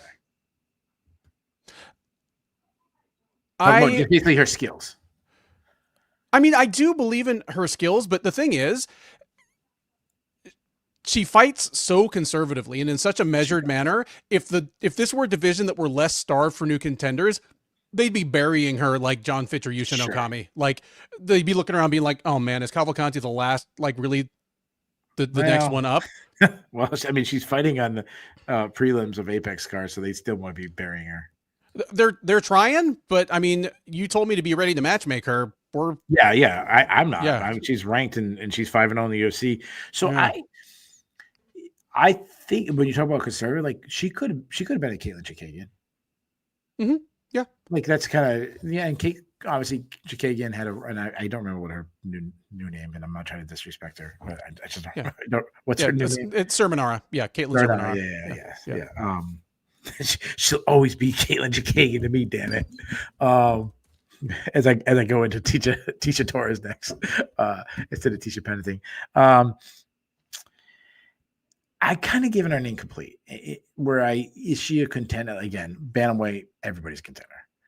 Is she a threat to the title? No, I think Kayla Harrison would smoke her. But, say it's the right place, right time situation. Raquel Pennington was right place, right time. I'm going to give her an incomplete because I haven't seen her ground game. I've seen takedown defense where she's long, she moves, she can do that. I want to see some offensive wrestling. I want to see some offensive grappling. So that's the one thing I'm concerned about. But striking wise, sure, she's got that long length. She's one of the longer ones in the division. She understands how to keep range. One thing I noticed is she really listens to her corner. Yep. When Wood was calling her, things to her, she was landing and doing what she was saying. And so, what you said you had a name for her? What do you want to match her with her? Well, I want to give her somebody that is an interesting style matchup and is a name and is somebody that could propel her at least to the outer edges of the title discussion. I'm avoiding Norma Dumont because I think she might be next. I'm avoiding Eileen Perez just because she and Cavalcanti are both relatively young, and let's hold that fight. Mm-hmm. I'm giving her Yana Santos. Okay. I'm okay. Yana Santos won a fight. She's pretty good just like a month ago. Yeah. She's on a little run. She's a sneaky. No, I don't think she's gonna win the title or anything, but she's a sneaky one. I'm going that same kind of mindset. I wrote down a girl. I just said her name. I'm going with Raquel Pennington. It works for me because Fight Night co-main event. I'm still not giving her main event because it's Raquel Pennington. and you know what the fight's probably going to look like. It's yeah. Before that, Max Gimenez took on Josh Hokett in a hyped up prelim fight of two undefeated guys making their UFC debut. Gimenez, the Brazilian Jiu-Jitsu, multi-decorated Brazilian Jiu-Jitsu guy, taking on Hokett, the former NFL star. Hokett winning by first round TKO, which just proves to the world, I've been trying to tell everybody, if you can train jiu-jitsu or you can train NFL for fighting, train NFL. Here we go. The NFL's taking over. If you get cut by a team, come to MMA. Sure thing. It ended well. Anything? Did you learn anything about Mr. Hokett, who won my first one? Did you learn anything with this great knockout? Yeah, I did learn some things about Josh Hokett. I learned that even though he is one of the smallest guys in the division, he does have pop. Like, he hits really hard. He might be one of those guys, and I'm not placing him into this category, but I'm saying he might be one of those guys like Derek Lewis, where it doesn't even have to hit you clean. Just even the little short, like, glancing shots can hurt you real bad. Having said that, he also looked like a guy that could make 205 if he wanted. Yeah. I mean, he his All-American year, 2019, he was at 197. Yeah. It's so funny when I'm sitting there thinking as you're talking about like guys can make weight. I'm like, yeah, I think I wasn't lazy. You can make weight, as I had like 4 of those oatmeal cream cookie things today. And I've been overdosing on my kids' candy all week. From Halloween candy all week. My one daughter, the one that watches the fights with me, does not like Reese's peanut butter cup, which is insane to me. So I'm like the official Reese's peanut butter cup eater. And yeah, I've had way too many Reese's peanut butter cups. Really good. Yeah, I think a little higher on Hokett. My thing is, like, I'm still not sure, because the thing about Hokett was, and you mentioned again, all you guys hating on wrestling, fuck off. Dude, God forbid I said Fresno dropped their wrestling program, which they did, and guys were like going crazy, like, oh, how dare you disrespect the powerhouse of Fresno State wrestling. But I don't know who's coming at me, Fresno State or freaking Euros Medic. Those they can come together. Imagine if Euros Medic goes to Fresno State. Oh my Lord. So the thing about Hoket, I said, and really both these guys was coming in was like they didn't beat anybody. They beat tomato cans. I still don't know if Hoket has beaten anybody good. He still might have beat a tomato can. I don't know. I mean, Jimenez did not look great. And I mean, the flip side of me praising what looked good about Hoket is Jimenez also just about put him away in about 40 seconds with one calf kick. Yeah. One thing I will about say about Hoket that was great, dude on the mic. I know he went straight Chael Sonnen and like copied him almost word for word. Yeah, I know he rhymed and everything. As two men who are good with the rhymes.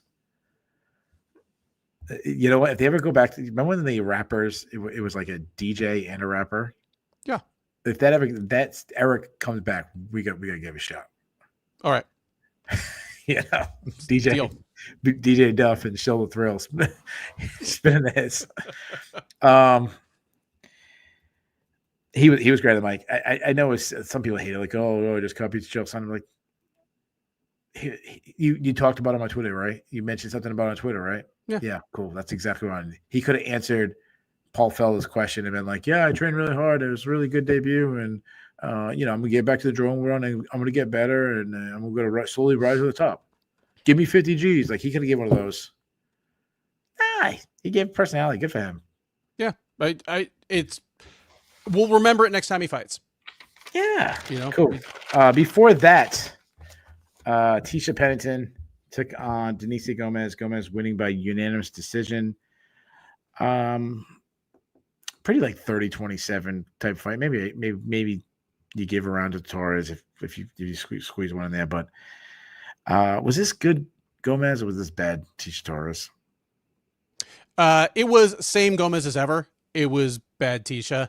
I don't know if she is the greatest MMA fighter ever from Fall River, Massachusetts. It's either her or Tom Lawler. She is the greatest abs in MMA history from Fall River. But I don't know, my man. What's his name there? The guy just won for Fall River. Oh god, what's his name? He just won. New England guy just won. The only New England guy to win in like a freaking decade. The little flyweight or bantamweight guy. He's got some abs. Mitch Raposo. Yeah, Mitch Raposo. Yeah. Sorry, Mitch Raposo. I apologize. Yeah. And I want to say I said this on the preview, but being a fighter that doesn't have a ton of power and uses a lot, like is moving laterally or backwards for most of her fights, like Tisha Pennington needs volume or she'll never win close rounds. 100%. The volume has dried up. So yeah, Gomez had a few good moments. Like she got a couple solid takedowns. She grappled her. She caught her a couple times, but ultimately I could tell she was going to win this fight 30 seconds in. Same. Because Pennington wasn't outlanding her 2-1, and she needs to do that in order to win rounds. Same. I was watching it, and yeah, again, I really wasn't rooting for anything, but I'm kind of like analyzing. I'm saying there, like, Tisha, like, you're not giving yourself any chance to win. You're fighting off your back foot the whole time.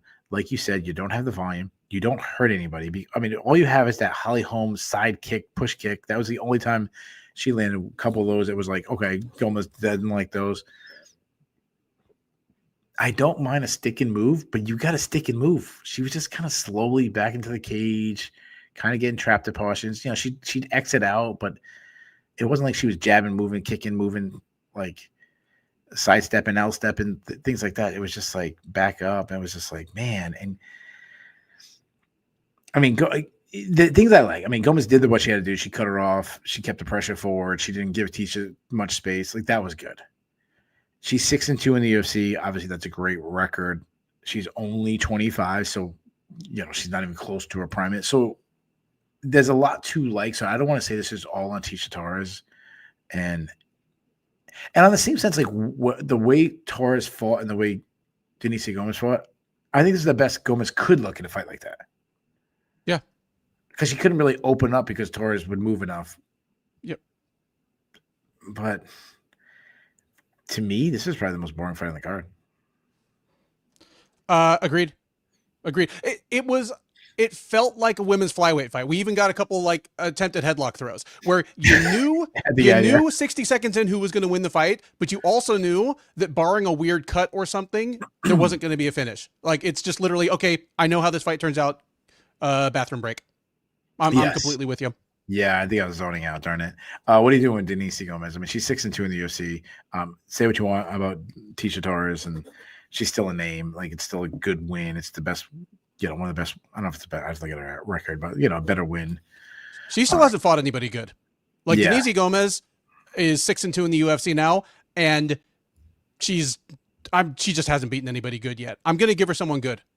I'm going to give her the winner of Jillian Robertson and Amanda Lemos in a few weeks. That's good. That is good. That's a good fight. that's a tough one. I went with Tabitha Ritchie, but I'm okay with the one you went with.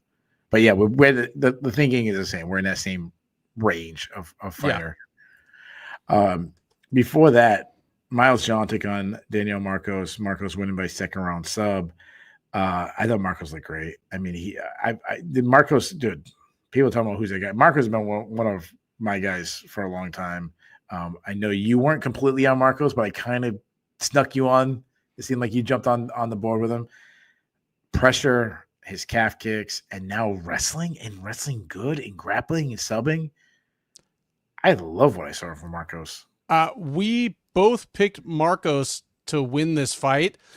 I did not pick Marcos to absolutely smoke Miles Johns on the ground. That's the biggest thing. And I've said this about Miles Johns before. I think his wrestling's overrated. I don't think he's that good of a wrestler. MMA wrestling wise. But Marcos, I mean, if he's gonna be, we already knew he was a threat on the feet. If he's a threat on the ground too, dude's 5-1 in the UFC. I believe in him. And when I say I believe in him in that division, saying being a top 15 ranked guy is believing. That division is loaded. Yeah, I believe in him. Do you believe in him? Yes. The thing is, I feel as though I was a big doubter when he was still undefeated. And maybe because I wasn't on the bandwagon to jump off. Like, I have felt better about him since he lost a fight. I'm like, don't write this guy off completely. He has serious skills. Yeah. Kind of like a couple people we saw tonight. Christian Leroy Duncan comes to mind. There's winning, and then there's winning in dominant fashion while showing a new wrinkle to your game. Yes. There's winning in a way that gives your next opponent something to worry about. That's right. He's not this one-dimensional striker anymore. We saw him, I mean, in his loss against Montel Jackson, he was getting takedowns against Montel Jackson. Now we see him getting takedowns on Miles Johns, going for subs. Yeah, I'm all in. I'm giving him a name that I think it's actually a fairly easy win for him, but name-wise, I'm giving him Rob Font. I like that just fine. Did you have anybody Font? Yeah. I did, but I don't remember where I typed it. Like it's somewhere on this sheet. I don't know. I must have typed it in the wrong section. But it wasn't any better than Rob Font. I like that just fine. And the one fight that we didn't preview that got changed last minute, Zach Reese took on Jackson McVeigh, winning by second round sub. Reese took the fight on days notice. At first, I was like, "Damn, this is not what he expected. He thought it was going to be an easy moment." McVeigh was kind of putting it on him, buckled him a couple times in the clinch, landed elbows, cut him up. I'm like, "Holy shit, who is this McVeigh guy? This is not the Jackson McVeigh I remember." And I'm like, "This guy looks like a UFC talent. He might win a UFC, he might win this fight." And then he got taken down. And he reminded everybody, "Oh yeah, he's not a UFC talent. He's terrible." Yeah. I mean, good move for my man from Houston. That's all I can say there. Like, going forward, he would be well served to remember that kind of his best skill that he's shown so far in the UFC is really ground and pound, but clearly he can finish with a submission as well. Because win or lose, he's gotten clocked on the feet just about every time out. Yeah, and I love that he said that. He's like, "Yeah, I thought I was going to dominate in the Muay Thai plum clinch, but man, that guy was rocking me." And I was like, "You know what? I like Reese for being honest." Instead of being like, "No, no, I wasn't hurting anything." He's like, "Yeah, he was beating me." I was like, "Yeah, nice." So there you guys have it. We covered all 12 fights. Let's get into the fun stuff: the Bulls, the Bears, the awards, the Dude Seriously, all that good stuff. Ben, let's start with Dude Seriously. I don't have that many. I was talking a lot with my daughter, so I only have a couple. Do you have any? Do you have any Dude Seriouslys? I've got a dude seriously. I understand that the UFC is a business. They need to go out and make money any way they can. Like, it really bothered me about 10 years ago when they went to a fight kit and fighters couldn't have their own in-cage sponsors, but meanwhile the octagon looks like the hood of a stock car. But if you're gonna do that, don't go cheap on it. Like, somebody slips on a sponsor decal pretty much every time out. And tonight, the huge monster can in the middle, at least 3 fighters slipped on that, just non-contact slippages. Like, it's getting to the point where a fight is going to hinge on somebody slipping and falling on an octagon decal. Like, no serious sport should be allowed to say that. Yeah, yeah. Paul Vavret's killing me, man. Yeah, that's pretty good. Yeah, that's it's funny. Every single week they promote get your name written on the octagon in that like black outline of someone's name. And never once have I ever seen them zoom in to see someone's name. Like, who pays to have their name on the octagon that you don't get to see? I don't know.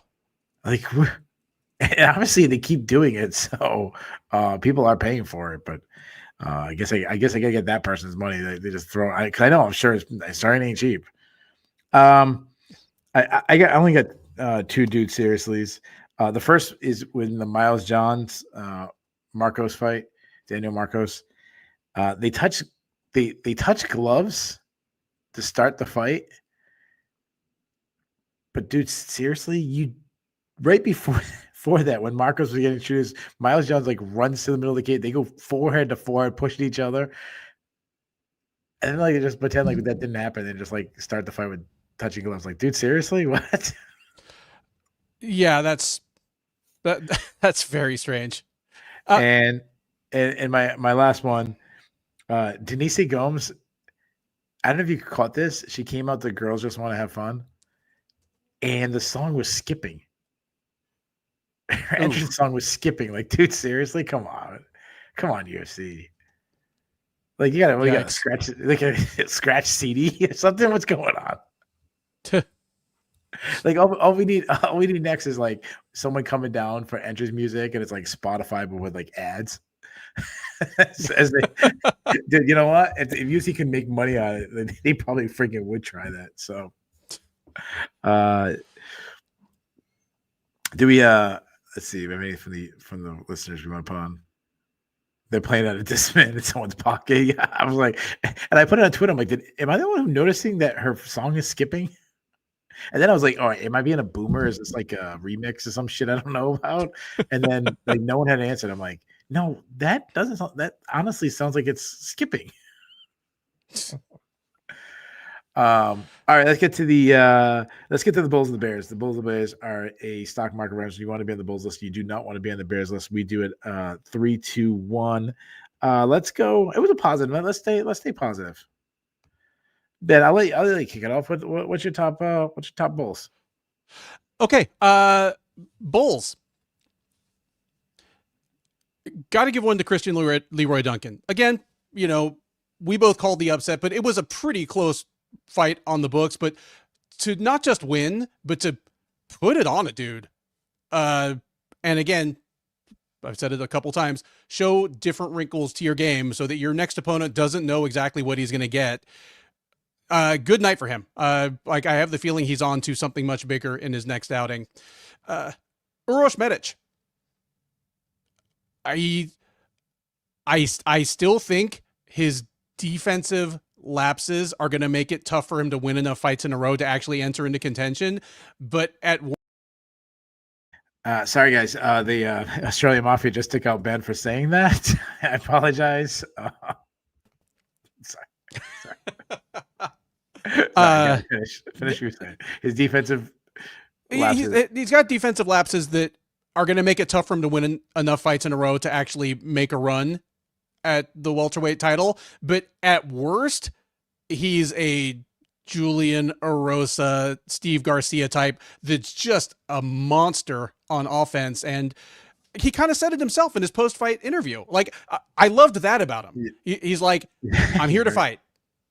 Like, he didn't say anything. I think he called the UFC out from like a performance bonus from like 2 years ago that he didn't get.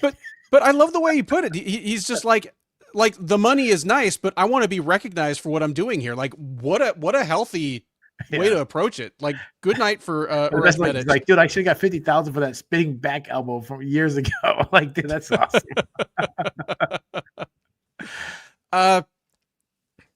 Number one, I'm gonna throw out there, Chris Padilla.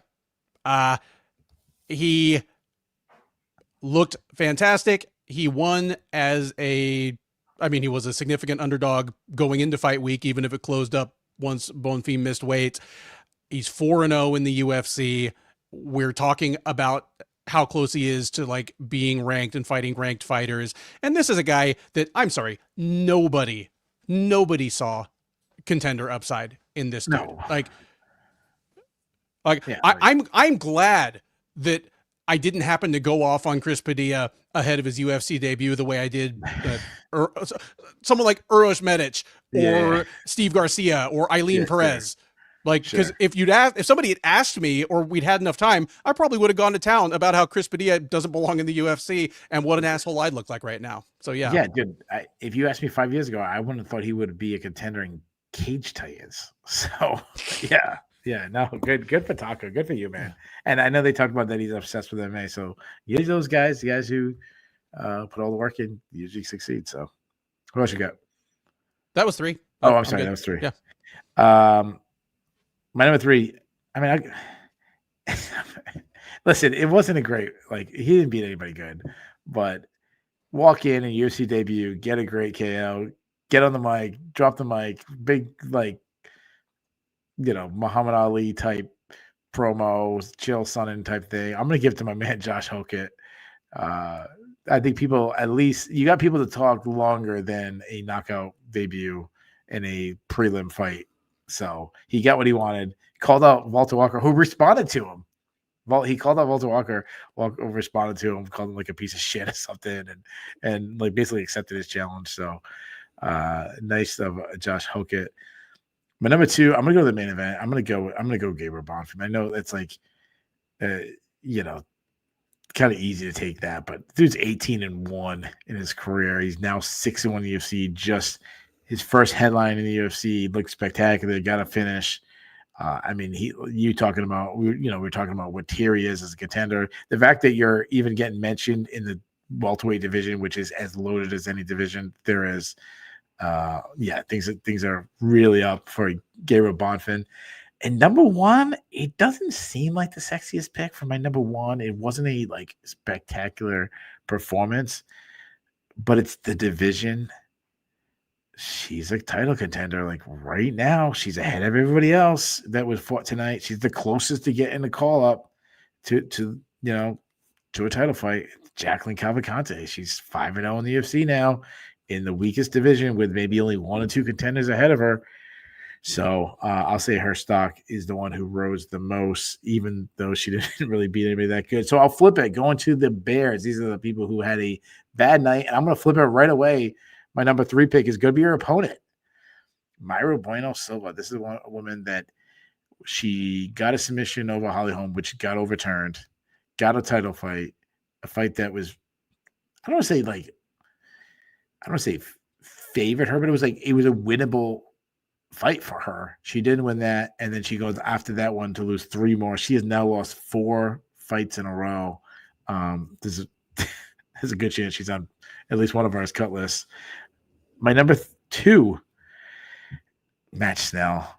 Dude's lost 5 out of his last 7 fights. I mean, this guy's toast. Like, and my number 1, I had Gabriel Bonfim on the list for my Bulls, but the top bear tonight is his brother, Ismail Bonfim. He missed weight, which means he lost a bunch of money. He seemed like he broke in the cage. He's now lost 3 out of 4. I give props for Gabriel Bonfim, to talk up his brother in his post. Like, he didn't have to do that, to take a moment, like call his brother and say, "Oh, he's still gonna be a talent." Like, listen, let's be honest.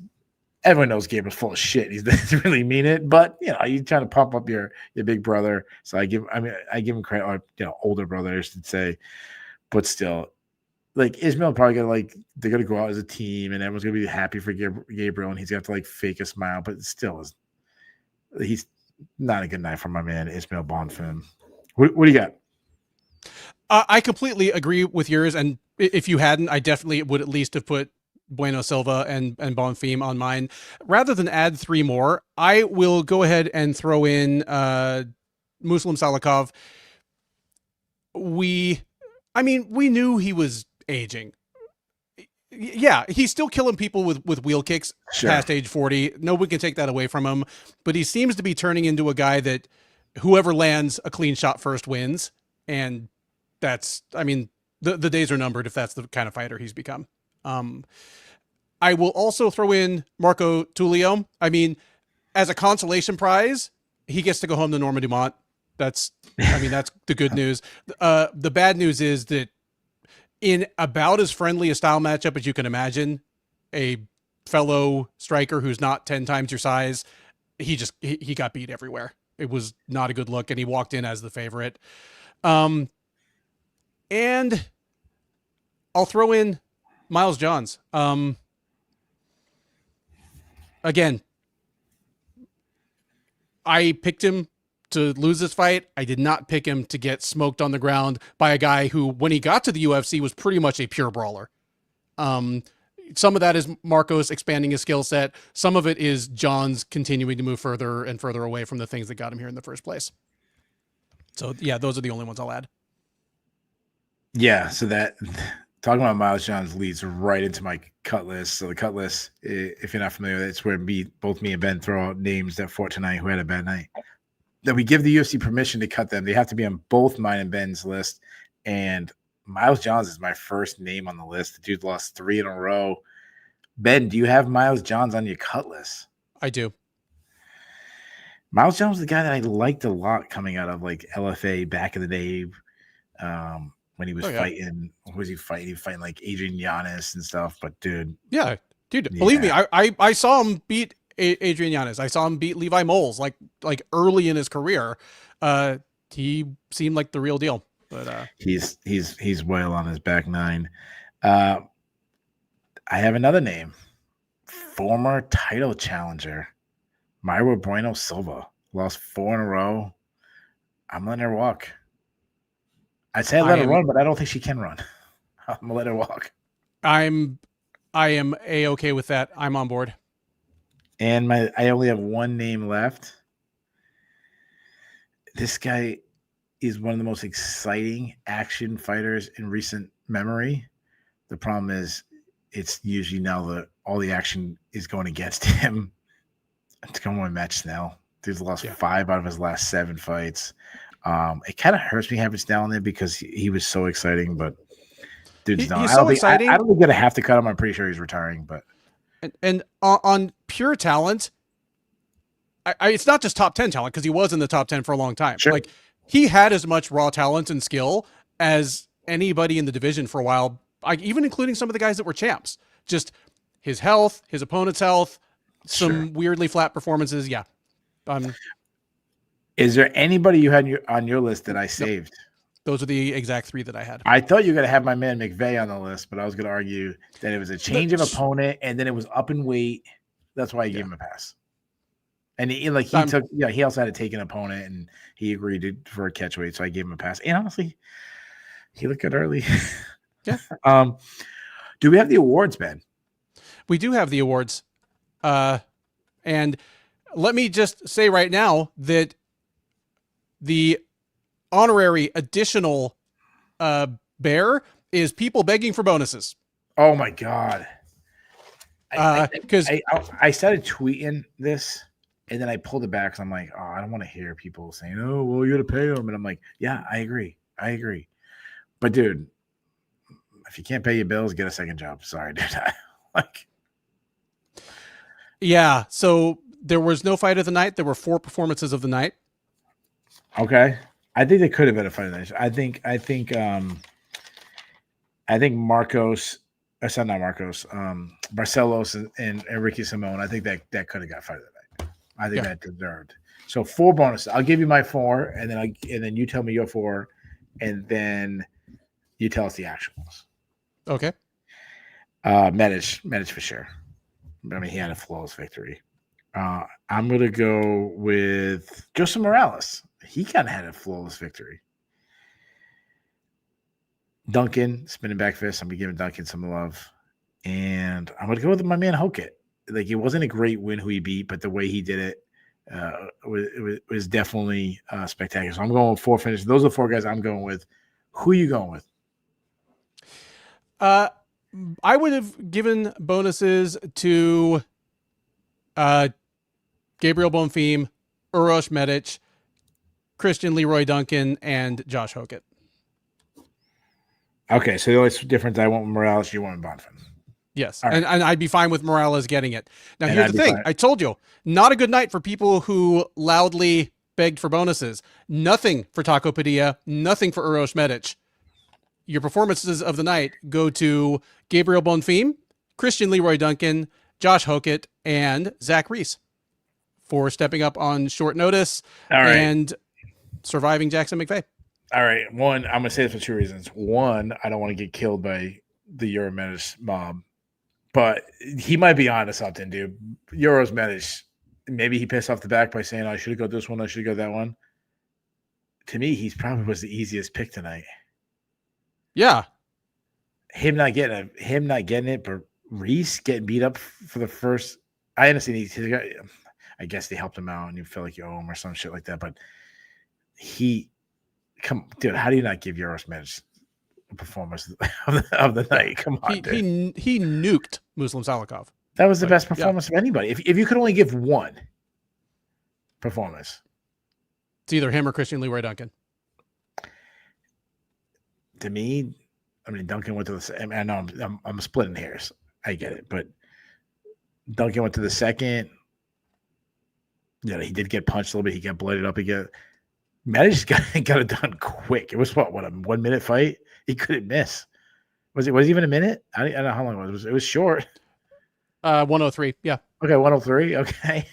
Like, how do you knock out a guy like Muslim Salikov, take no damage, and not get a bonus? Yo, all you Uroš Medic like fan base, don't come after us. Go after the UFC. What the hell? Maybe it's like I don't know, something in the currency for like an Alaskan fighter or something that they, I don't know, something they can't give out the bonuses to them or something. I don't know. And then honestly, I think Barcelos and Ricky Simone has a strong argument. I know there was a lot of finishes tonight, but they had a strong argument. That was a hell of a fight. Yeah, I agree. I mean, I'm fine with giving 4 performance bonuses, I guess, but the choices were strange. And unless they're just trying to make a point, like, dude, like you're allowed to beg for a bonus, but you're supposed to just get on your knees and be like, Uncle Dana, please, 50 G's. You're not supposed to actually like call out their decision-making process because that brings attention to the pay structure. Yeah. Yeah. Jake C. Yep, Jake C. That's exactly what we're saying. Well, you know what though? In fairness, I don't think Chris Padilla has as strong of an argument. Like he had a second round stop. So did like a whole shitload of guys. Yeah. And yeah, I feel bad for his mama living in a trailer and everything. Like, but yeah, but Medic, like, come on, that guy has a legit gripe. So, anyways, what was your award for the card? I'm sorry, not the award. What was your grade for the card? Gonna give it a straight B.